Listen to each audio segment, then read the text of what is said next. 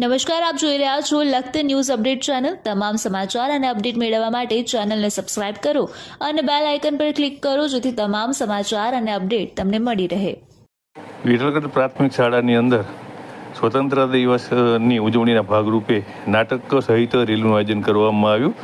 લખતર તાલુકા પંચાયત સદસ્ય ગંગારામભાઈ વિશેષ ઉપસ્થિત રહ્યા ત્યારે બાળકો દ્વારા નાટક કરી અને તેમના દ્વારા જુદા જુદા ચરિત્રો કરી અને લોકોને ખુશ કરી દીધા હતા।